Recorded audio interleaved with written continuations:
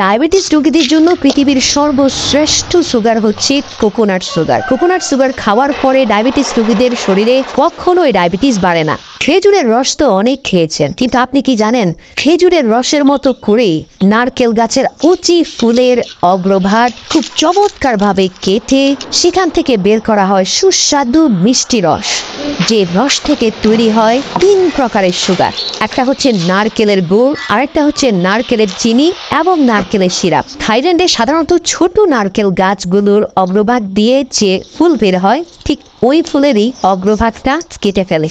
এরপরে একটা শক্তপোক্ত নারকেল পাতা দিয়ে টেনে সেই কাণ্ডটাকে নিচে নামানোর চেষ্টা করে, যাতে খুব সহজেই তারা রস সংগ্রহকারী ঘটিটাকে ভালোভাবে বেঁধে দিতে পারে। একটা ফুল থেকে বেশ কয়েকদিন পর্যন্ত রস সংগ্রহ করা হয়। শেষ পর্যায়ে ফুলের উপরে যে শেল বা বাকল আছে সেটাকে ফেলে দেওয়া হয় এবং তারপরে একটা লালচে রঙের পলিথিন দিয়ে অগ্রভাগ থেকে নিম্নাংশ পর্যন্ত খুব ভালোভাবে বেঁধে দেওয়া হয়। এটা একটা ট্রেডিশনাল প্রসেস। আপনি দেখবেন যে প্রতিদিনই রস সংগ্রহকারী পাত্রটি বেঁধে দেওয়ার পূর্বে ফুলের অগ্রভাগটাকে নতুন করে কিছুটা কাটা হয়, আর যেই মাত্র কাটা হয় তারপরেই স্বচ্ছ মিষ্টি রস পড়তে দেখা যায়। তো দেখা যায় রস সংগ্রহকারী ফার্মগুলো এভাবে বিভিন্ন ছোট ছোট পাত্র থেকে সারা দিনে যে পরিমাণ রস জমে সেগুলোকে এনে একটা বড় বালতির মধ্যে জমা করে। একটা ফার্ম থেকে দৈনিক কয়েক মন রস সংগ্রহ করা হয়। প্রিয় দর্শক, বলে রাখি এই পরিবারটি গত 150 বছর ধরে এই নারকেলের রস থেকে গুড় এবং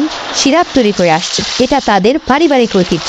তো শুরুতে এনে একটা ছাঁকনির সাহায্যে ফিল্টারিং করা হয়, কারণ আপনারা জানেন যে নারকেল গাছের উপরে বিভিন্ন পাতা বা ছোট ছোট নারকেলের ফুল এই রসের সাথে মিশে যেতে পারে, তাই এগুলোকে শুরুতেই ফিল্টারিং করাটা খুব গুরুত্বপূর্ণ। ফিল্টারিং করার পরেই শুরু হয় উত্তপ্ত আগুনে এগুলোকে জাল দেওয়া। প্রিয় দর্শক, এই জাল দেওয়ার প্রক্রিয়াটা তারা ধারাবাহিকভাবে 3টি পাতিলে করে, কখনো এই পাতিল থেকে সেই পাতিলে ট্রান্সফার করে এবং উচ্চ তাপে সেগুলোকে জাল করতে থাকে। যখন জাল প্রক্রিয়া চলতে থাকে তখন তার উপরে বাঁশের কঞ্চি দিয়ে নির্মিত এক ধরনের ন্যাচারাল ঝাঁপি উপরে দেওয়া হয়, যাতে অধিক উত্তাপে ফেনা বেরোতে থাকা গুড়গুলো ডানে বামে পড়ে না যায়। এই বাঁশের ঝাঁপি নারকেলের রসের ফেনাকে নিয়ন্ত্রণ করে। দীর্ঘ 20 থেকে 25 ঘন্টা পর্যন্ত জাল দেওয়ার পরে অনেকটা খেজুরের গুড়ের আদলে আমরা দেখতে পাই যে একেবারে গাঢ় ঠকঠকে নারকেলের গুড় প্রস্তুত হয়ে যায়। তো এগুলোকে একটা ট্রেডিশনাল গ্রাইন্ডারের মাধ্যমে কিছুটা ফোমি শেপে নিয়ে আসার চেষ্টা করা হয়। অধিক ঘূর্ণয়নের ফলে গুড়গুলো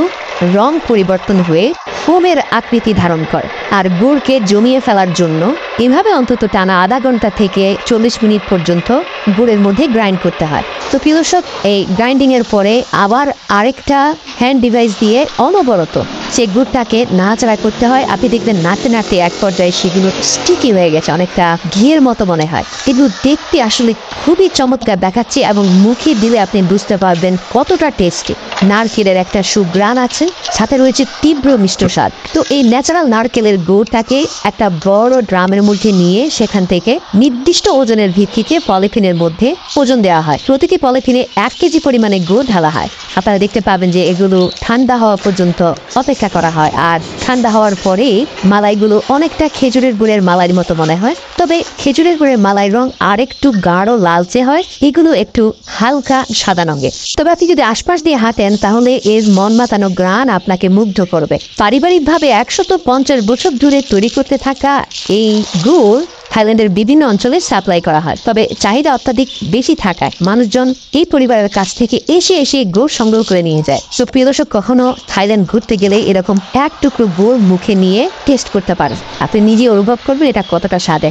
এছাড়াও তারা সিরাপ তৈরি করে। তো সিরাপের ক্ষেত্রে একটা কথা বলি যে জাল প্রক্রিয়াটা অর্ধেক দেওয়া হয়, 20 ঘন্টার জায়গায় 10 ঘন্টা দেওয়া হয়। যথেষ্ট পরিমাণ পানি থাকাকালীন সময়ে এই সিরাপগুলোকে আলাদা একটা পাত্রে নিয়ে এগুলোর গুণাগুণ পরীক্ষা করে সেগুলোকে বোতলজাতকরণ করা হয়।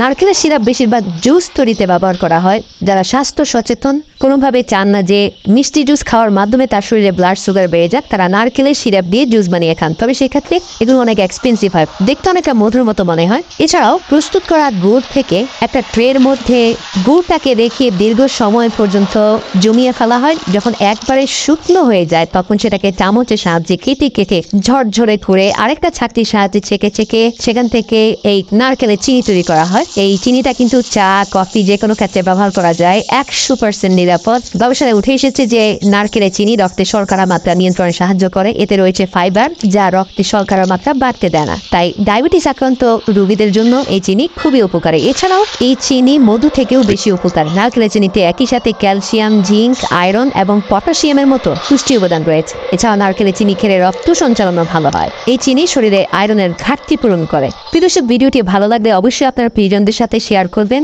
এরকম ভিডিও দেখতে চাইলে আমাদের কমেন্ট করে জানান।